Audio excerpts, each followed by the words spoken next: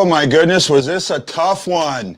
What a tough loss. And oh my, Vladdy, I mean, you know what? I'm not going to be as upset because Vladdy almost had that goal. And you know, he did some stuff in the third period that I really, really liked. So let's bring my compadres, Jeremy Miller and Brock Banner, to see if Blues Fan React's going to join us here in a bit. Going to make sure I signed him.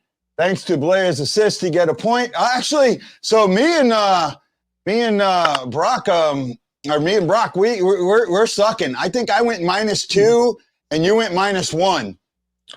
Yeah, no, not my best effort, but you know what? It's my first show. Yep. No, you know, and that's fine. And you know, like I said, I was stumbling again. First period, I was dead on. And then something happened in the second, and the Blues just didn't have it. Jeremy or Michael Dante saying that loss was on Shin. He tried diving into the Kings player instead of skating back the other way and defending. Terrible overtime. I won't go with a terrible overtime. I'll go with a misplayed attempt. You know, and Darren Pang tried to play it off. Oh, he did everything he could. Well, maybe not, but you know what happened. And I seen the 3-on-none. I was talking to Jeremy when it happened. Kyle from Alaska says, love having Tarasenko back. Kind of off a step with him. All good. We got a point. No, you know, in the second, I didn't hear Vladimir Tarasenko's name called a lot. But in the first, or in the third, he made a wonderful steal there that Kyrou screwed up. You know, and then in the overtime, that was a great move. Great move. You know, Chris Phillips says, Vladdy's so close. I missed that move from him, and man, can we stop playing after the first period? Yeah, we did. Can we not stop playing after the first period? I'm with you, man. You know, though, combo of the comeback last night, high tempo, and the first they got worn down. Yeah, I'm with you, and I kind of believe. So I gotta warn you, Brock, you might need earplugs for this next segment. Are you guys ready? Are you ready? Are you ready, Freddie? Can you tell me? Can you feel me? Mason.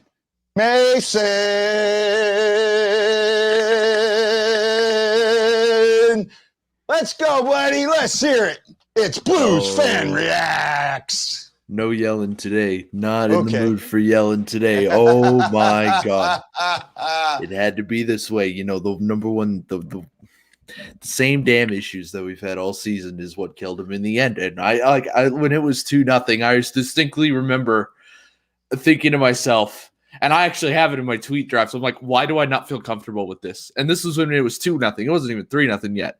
And I was debating on tweeting that, and I was like, no, they can't screw this up. There's too much momentum going for them right now. There's no way that, you know, Tarasenko's return is energizing this lineup for the full 60 minutes. And it happened for the first period. And then second and third, they just decide, oh, well, we have a 3-0 lead. Let's just pack it up for the day. We're done here. Let's just you know, let's have a little passing drill. Let's do a little bit of practice here. You know, it's only the Kings. We can't possibly. Sure, we've lost to them in games this season, twice this season, that we should definitely have not lost to. But hey, we're up 3-0. No way they're coming back then. They made it 3-1 on an absolutely terrible goal that Binnington should have absolutely had 10 times out of 10. And everyone's like, oh, okay, it's 3-1, whatever. And then then they start trying after that first goal. They start trying again, and then 18 minutes left, or excuse me, 2 minutes left. 18 minutes in. They decide, you know what? There's 2 minutes left. We can close this out. Doesn't matter what happened. And then LA scored. And it's like, what the fuck did you think was going to happen? And then they stop playing again. It's like, oh, we still got the lead. We can still take a lead and do the intermission. And then King scored again. And they tie it. And what the fuck did you think was going to happen? So, it's not even worth yelling about because I knew this was going to happen. Like, I expected this. That's why I'm not that, like, I'm disappointed. I'm not mad. I'm not mad. I'm disappointed. Because it's like Tarasenko, I think why we played so well in that first period is because we were missing out on so much leadership, and Tarasenko brought that leadership, and everyone was obviously energized. Like, oh, look, Vladdy's back, let's go. But at least we got a point. That's why I'm not like yelling my fucking head off, is because we got a point. Do you realize That's why the Blues are 10-2 or were 10-2 on the road? And they came out with the point. I mean, let's look at the big picture here, man. I appreciate that you're fired up, but man, we got the this point. isn't fired up. You haven't seen me fired up. You haven't seen fired up. No. Okay. This is subdued. This is very mellow. But you got to admit, we got the point.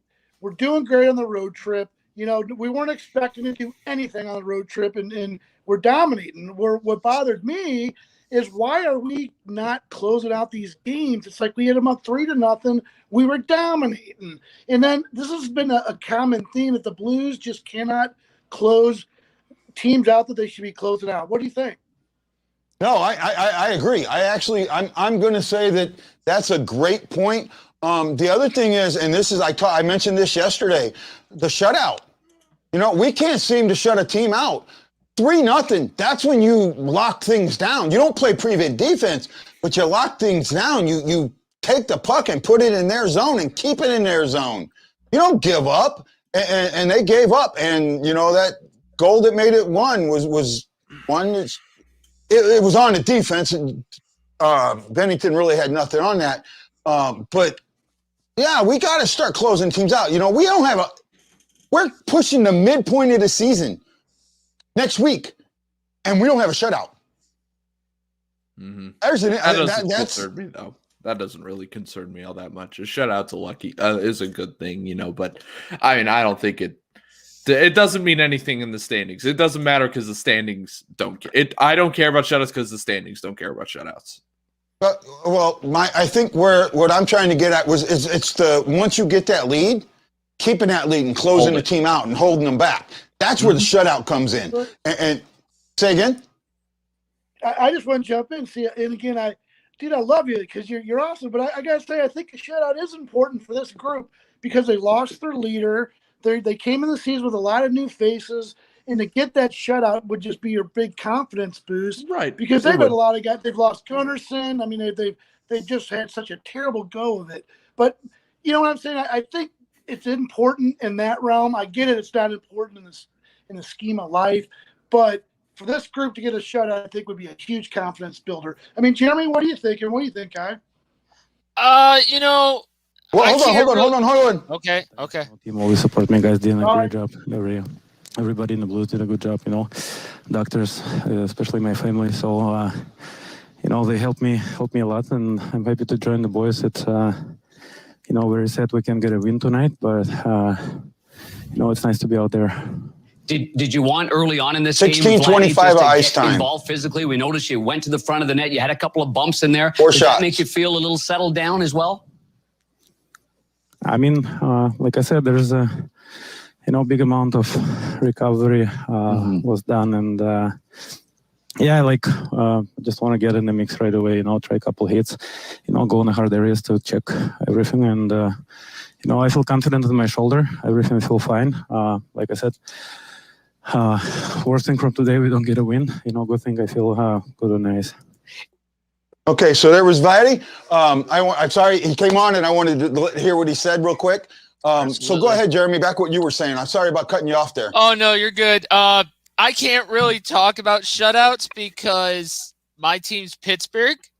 I'm a Penguins guy, and our defense is like Swiss cheese. I am so sorry. Yeah, I know. Fuck.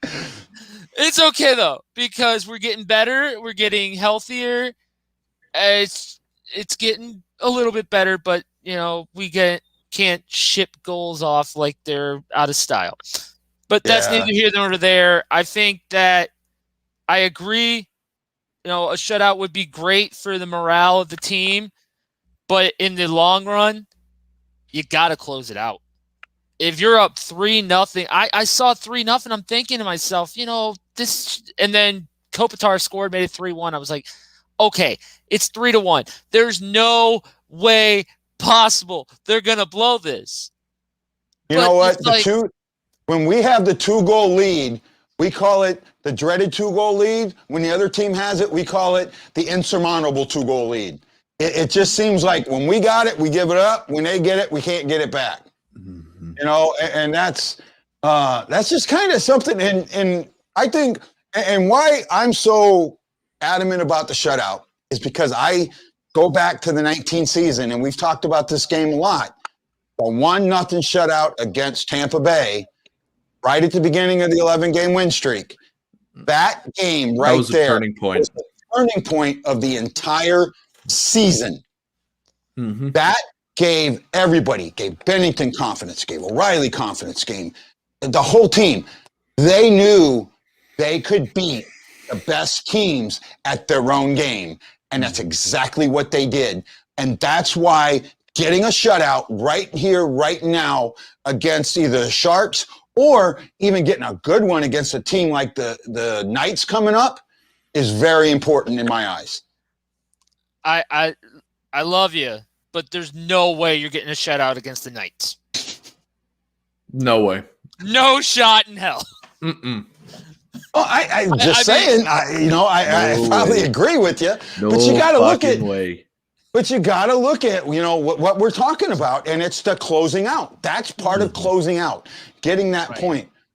Mike Dante says, from a points percentage standpoint, the Blues are in major trouble right now as far as playoff race. Losing to the Kings and Coyote, a majority of the games will breed major trouble. It needs to stop right now. They need to be beating these teams. And you know what? Great point. I agree. And the only thing about points percentage, and I know I preached it a lot, is if every team doesn't play 56 games. That's where it comes into play. We haven't had any real big COVID issues here lately, and only game that's really been canceled was one of the Sharks games. But California just said they were starting to loosen up their restrictions, so that might open things up. So got canceled too. Guy, you and I talked about this. The Blues got along. When they come back, they're going to be playing the Dallas Stars, who are one of the hottest teams in the NHL. They got to play the Golden. They won't be playing the Stars. They got to play the I'm sorry. You know what I'm saying? That they got the gauntlet is coming up. Yes, the Wild, the Avalanche, and the Knights. Yeah, I'm sorry. Excuse me. Yeah, that's what I meant. I didn't mean the Stars. But my point being is that they got to go through those teams. And man, I'll tell you what, they can't afford to lose games that they need to win against trash opponents. Yeah, I'm with you. Come on, Mason. I got to hear what you got to say, bud. I'm stunned. Like 3-0. What has really stuck out to me, because we have had arguably the easiest schedule of any team in the entire league, and we're still barely in a playoff spot. We're 0.6% on the 0.006% ahead of Minnesota for that fourth playoff spot right now. And it's like, it's California. It's the Coyotes. It's the Kings. It's the Ducks. The Ducks, I'm glad that we did great against. But it's the Sharks. The Sharks are terrible. Have you seen some of their players and the contracts that they're signed to? It's terrible. The Kings, they'll be good 5 years down the road, but not right now. They don't have any star talent. Velarde is emerging as a star talent. He's going to be a big part of the future. Byfield's not even in yet. LA has some of the deepest. I'm not in my closet anymore. No, I'm in the corner of my room. But we have some of the deepest. They have the deepest prospects pool in the entire NHL. And then San Jose obviously sucks. Anaheim is just a fucking clown show. I don't even know what's going on in Anaheim. Arizona is the epitome of mediocrity in the NHL. They're not good. They beat Colorado today, but that was like a once in a lifetime thing. That just doesn't happen. And that was an OT like Tom too, Brady right? not making the Super Bowl. It just doesn't happen. But do you look at this team and how they've struggled against all these mediocre teams and think they're going to go into the playoffs and do anything? Because I had them going into the playoffs, making the playoffs, of course. And then I had them winning the first round, losing in the second round. That was my season prediction for them. I even think that's generous. not making the second round. The way they're playing right now, they'll be 4th seed. They'll be taking on either Vegas or Colorado. Most likely Vegas right now. Yeah. We can't beat Vegas in 7 games. We can't do it. That's a really good point.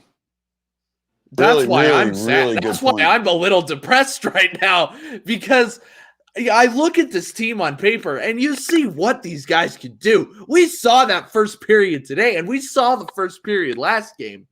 You saw how amazing how they just controlled play. They didn't let LA get a lick of space.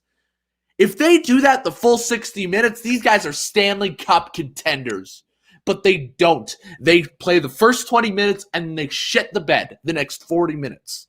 40-plus minutes in overtime. Got to include the overtime because that went to overtime. Somehow in this game it went to overtime.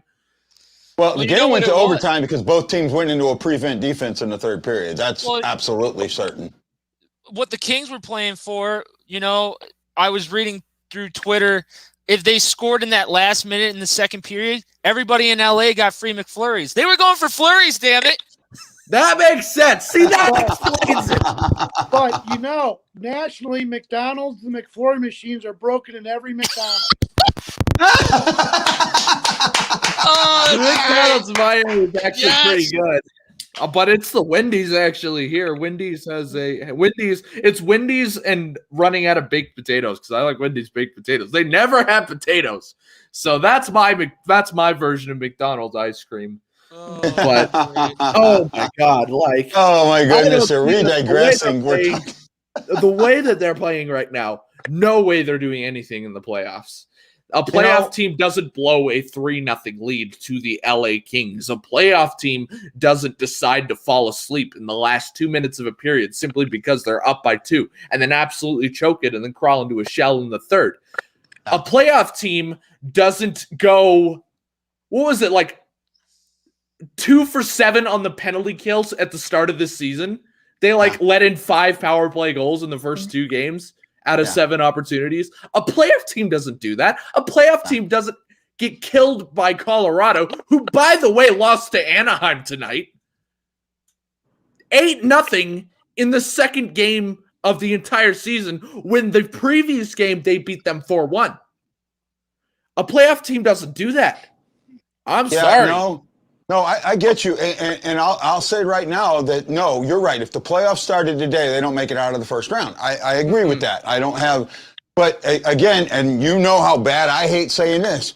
You've got the injuries to deal with, but you're dealing with it. What we're looking at is who's going to get healthy when, and that's the important part. When are we going to get Barbashev back? When are we going to get Robert Thomas back? When are we going to get Parayko back? When are we going to get Bozak Parayko's back? on injured. Sundquist is out. Can you believe that? Fuel on the fire, boys! Fuel on the fire! Yeah. So that's kind of the thing to look at. So you're right, Mason. What they're playing now, they're not going to do anything in the playoffs. What I'm looking for is how they're going to adjust from now to the 3-quarter marks of the season, and this is where we have the chance to grow as a team. And you said something really important. Parashinko came back and brought the leadership that they needed, and they played really fast for the first period, and they played too fast, and it wore them out in the second, and we paid for it. This entire season, I have been questioning myself. Maybe you can teach us what winning cities do, because in Pittsburgh, it's March. We're not into the playoffs yet, guys. We have a whole half a season left. We got everybody coming back, and that's why I get frustrated with fans. It's like everybody's ready to jump the ship, man. Big picture, dude. I love your passion, love my passion, but I got to tell you, big picture here, man. We got guys coming back. I just have a good feeling about the second half of the season. So I just don't want to paint gloom and doom. I'm sorry, I refuse to do it. Won't do it. Oh, I got you. No, I'm not all gloom and doom either. I don't like being gloom and doom. I'm just thinking this is all the things the Blues have never had this kind of problem. They've never had such a talented roster and then shit the bed since the Wayne Gretzky, Brett Hull era. That was the only time that I can think of, and I wasn't even alive then. So this is not anything than I've ever seen before. No, the 2001 team. Gretzky wasn't on 2001. Huh? Oh yes, against when they went to the conference final. Yeah, okay, yeah. That's the other one. But at least they made the conference final. Yeah, but that team in the conference finals just, against Colorado, just were kind of abs were good that year. Team, so. And then you also had the President's Trophy team.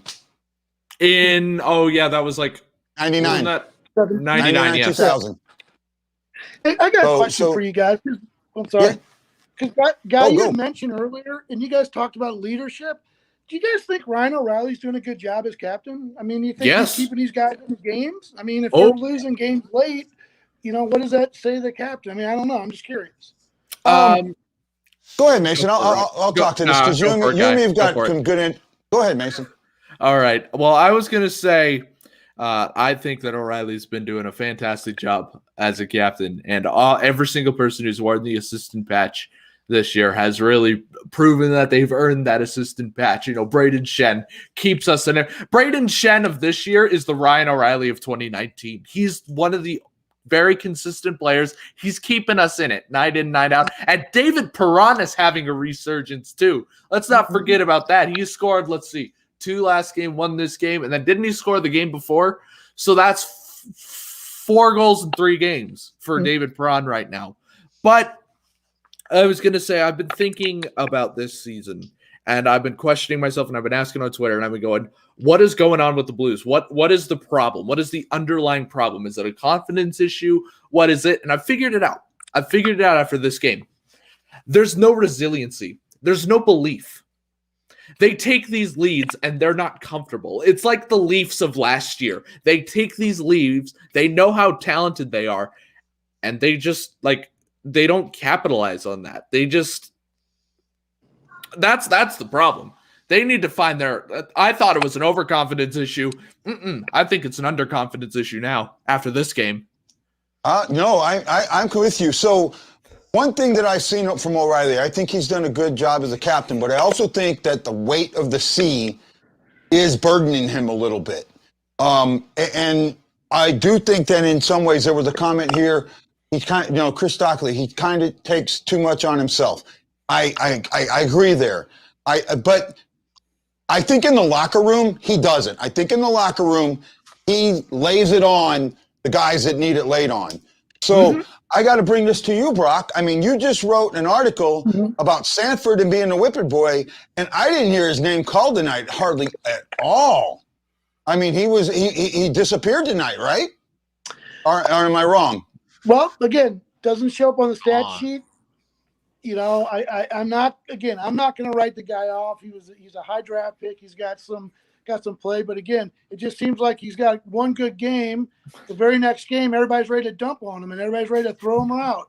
I mean, hey, people have off games. I got to tell you, I didn't see Mike Hoffman on the score sheet tonight. I mean, I'm not talking about the score sheet. I'm not talking about the score sheet. I'm talking about in my ears. Right? I didn't hear Sanford. I can't argue with you on that, man. I can't. Right? I didn't hear Sanford's name in my ears. I heard Hoffman's name in my ears. I heard Hoffman taking shots. I heard Hoffman getting pucks. Right? I heard Krug out there. Krug got injured for a little bit, but I heard Krug out there. I heard the names. Joshua a few times. He was kind of the fourth line, the third and fourth lines tonight disappeared. Blay was absolutely flying today. And Blay and McEachran were flying today. Yeah, okay. You're right. They were, but I don't know if they had a lot of shots, but I know I'm listening for names, and that's kind of because sometimes it's hard. When you're watching a game, even with names and numbers, sometimes it's hard. So you're listening for those names. You're listening to hear that, to go with the play, so you can get that picture. And what I didn't hear, Sanford. What I didn't hear much was Joshua. What I didn't hear much, I mean, McEachran was in the weeds, but I didn't hear him getting good passes. I didn't hear Blay was all over the place. I'll give you that. But there was some on the bottom that did not perform tonight. And because they didn't perform tonight, it put too much on the top. This is a team that needs to roll 4 lines. Period. Yeah. Just to reiterate, Zach Sanford was a +1 and had 1 shot. Dakota Joshua was a -1 and had 1 shot. Mackenzie McEachran had a -1 and a 1 shot. Okay, what was their minutes of ice time for those 3 guys? Let's see. Sanford was probably led. Sanford was 16:51, McEachran 11:16, Joshua 9:39. Really? Yeah, for being on the ice for 16 minutes, I should have heard his name called a lot more. That's true. Mm-hmm. Absolutely. You know, he probably feels the same way. He's probably kicking himself in the locker room. But you know what? And young you know, players, man, young players, that's what they do. They have good games, they have bad games. You know. I remember. I don't remember who it was, but it was on NBC at once, and they were talking about scores, and they were saying this guy was a streaky scorer, and this guy's a streaky scorer, and this other, the one guy, and I think it was the guy that got fired, goes, well, you know who else is a streaky scorer in the league? And they all both look at him, and who? And he goes, everybody. Right? The only guy in the league that wasn't a streaky scorer was Gretzky. Right? He scored every time. But that's something to look at. Guys aren't going to score every night. Guys aren't going to be in a score sheet every night, but I want to hear him in my ear every night. Yeah, that's fair. I want to hear the guy took shots. I want to hear the guy in the corner on the forecheck, on the back check. I want to hear the guy made a pass through the neutral zone. I want to hear his name. Sanford's game is down low. It's down in the paint. It's down in, that's his game. And tonight they were just, the Kings, to their credit, were pushing everything out. They weren't giving up in front of the net, and that's where Zach Sanford excels. He's not going to be a guy that's going to score from the point, but he's going to get those trash goals, those dirty goals. So I get where you're coming from, but again, the type of defense and the way, again, I'm with you, Mason, man, the way Los Angeles plays, it's like, what the hell? How come we can't figure this out?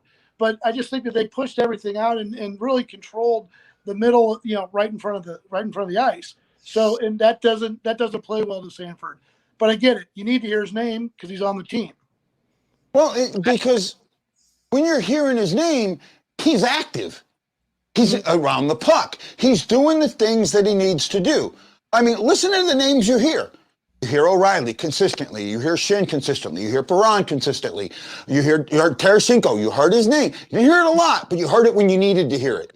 In the third period, that steal, that was amazing. I mean, that was Vladdy of old type work in my eyes.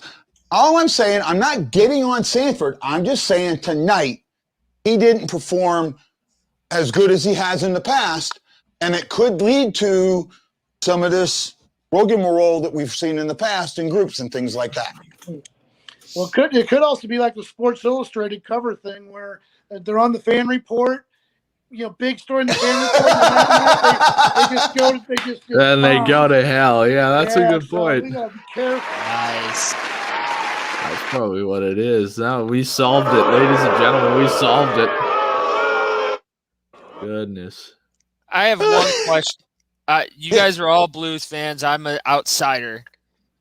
You guys were talking about Ryan O'Reilly being the captain.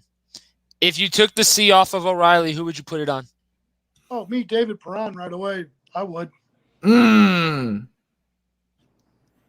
That's, it's between Perron and with the healthy Tarasenko, it's between Perron and Tarasenko, and I think I would lean towards Tarasenko for the fact, A, that he's got the seniority, and B, that there are more people that look up to him for his scoring ability. And that's just, so that's, for me, it's one of those two. The one but I would lean towards Tarasenko. Is that Vladdy doesn't deal well with pressure. Any kind of pressure, he folds. So you put the C on him, and that's just another thing he's got to deal with. And I think he just needs to score goals, and let's just keep him on that. I would love to have him as captain, but I think mentally he's a little fragile, and I think that he gets caught up in a lot of things, and I don't know. I mean, right now, at this very moment, if they rip the C off of Ryan O'Reilly's jersey right now, and I had to put it on somebody right now, it'd be Braden Shen. And honestly, you know what? That's not a bad choice either. That's not a bad choice either. I'm not going. The only reason I don't do Perron is because he's an aging player in this league, And while he might have seniority and he's so beloved, I would give him an A in a heartbeat. I don't think David Perron is captain material. I don't think so. You know what? You're not the only one. I've heard that from other people. I have heard that from a few other people. One of the reasons that I would, if I gave it to Perron, it would be the fact of loyalty. Him coming back to the team twice after the team let him go. That's precisely why I would give him an A, is because of that. But a C, no, I don't think so. It's not that it kind of is, but it's nothing against David Perron. He's a great player in this league. He doesn't strike me as a leader, really. Well, did you guys hear that? It was kind of a goofy story with this, the Joshua situation where he skated out for his first game and didn't have the helmet. And it turned out that David Perron, had hit his helmet. It was kind of a joke. But to me, it really showed that's a veteran that wants that young kid to feel good, wants him to feel like he's part of it. And to me, that shows that that's the leader. That's the guy that reaches out to those guys. And again, he could have just said, who's this guy? Whatever, he's a new guy. But, David Perron took the time to just do that, to give him that old veteran's welcome. That's why I like the guy. But I'll tell you what, Braden Shen, I can't argue there, man. Assuming everybody is healthy right now, assuming every single player is healthy and in their prime on this team right now, it's going to Tarasenko or Parayko. It's going to one of those two. I love Parayko, and I think Parayko would make a really good captain. A lot of people, I said that on Twitter about a month ago. I said, you know what? I think Parayko would look good with a C on his jersey. And everyone was like, no. But if you think about it, he's playing top minutes. When he's on the team, he's playing top minutes. He's easily, when he's healthy, he's easily the Blues' most consistent defenseman.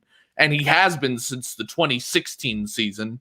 He's one of the most underrated players in the league. And he just have that leadership aura to him.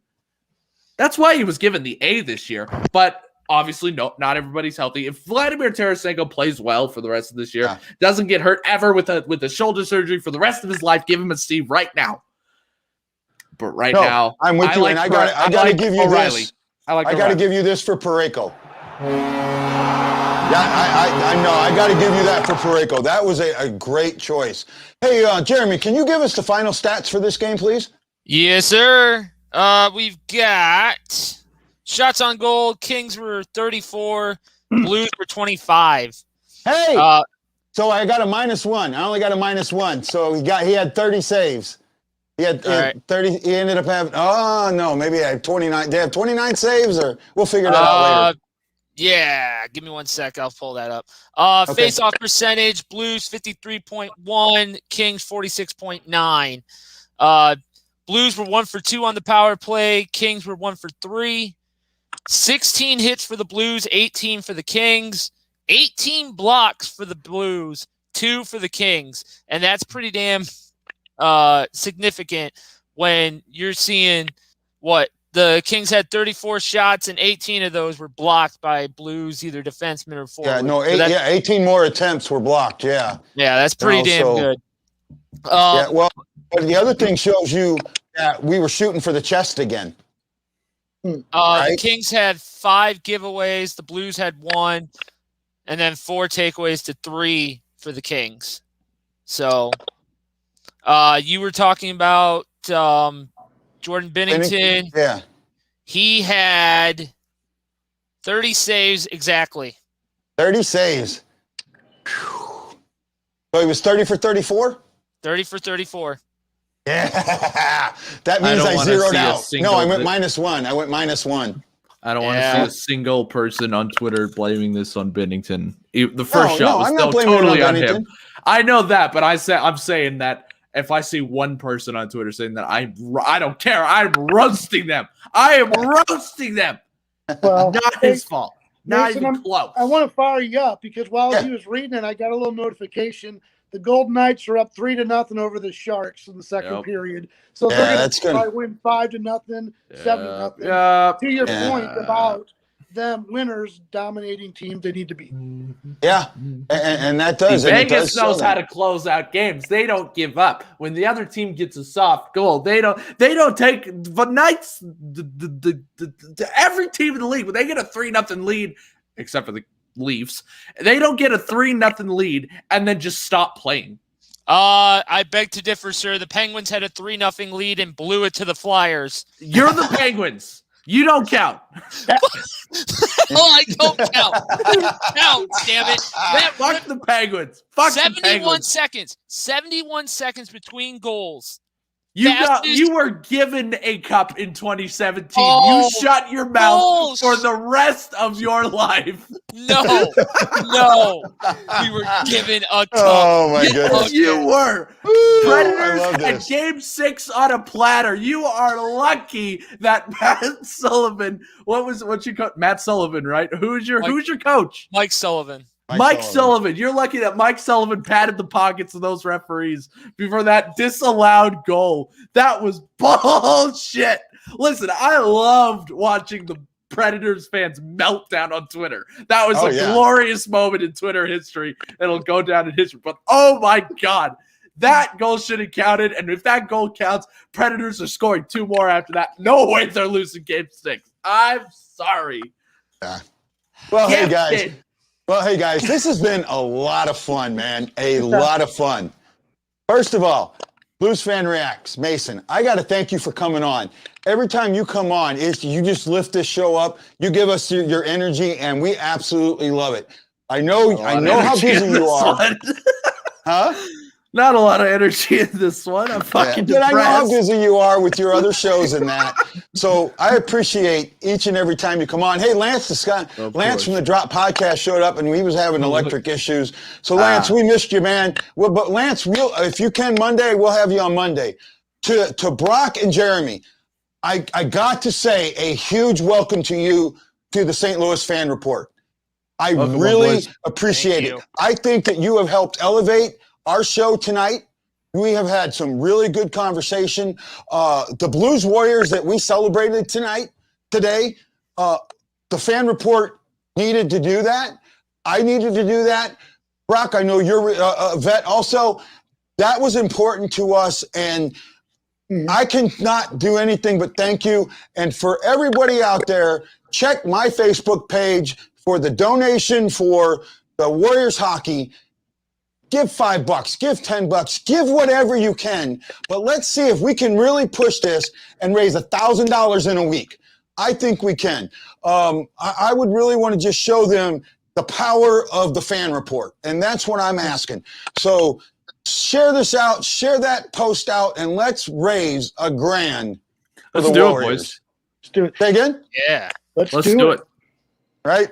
So, guys, I got to say this. Man, this is, when I first started this, I didn't know what was going to happen with the pre-games and post-games and all of this. But what you guys have done, and Mason, you know what this started off, you and me having one conversation, right? One conversation on the phone, and now we have an incredible fan report and an incredible show, post-game show and all this. And you have been a catalyst to that. And I thank you for not giving up on me when I was giving up on myself, my friend. Of course.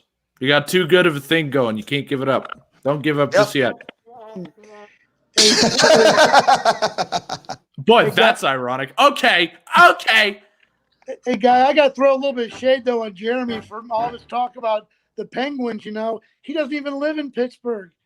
I don't live in St. Louis. I do. Never lived in St. Louis a day in my life. Yeah, I've been there once. True story. Easy now. I love the animal penguins. I found out about the Pittsburgh Penguins back in like the early 90s. So at their peak. So Bandwagoner. Okay. Oh, yeah. No. I'm giving you shit, buddy. Damn. Okay. I said that. So everybody. What did you think I was going to say after that? This has been an amazing, amazing night. Each and every one of you, I appreciate you. Jeremy, I will work on your article and look at trying to get it out tomorrow. It doesn't have the timeliness of some of the other stuff that we're working on, but I got to get some rest, man. This has been killing me. So I got to say this. This is Guy to the Hawaii Blues fan saying aloha, mahalo, and you got to know that tonight I am most definitely bleeding blue with you, and I cannot wait to see you all on the next BlueNote Fan Report. Aloha!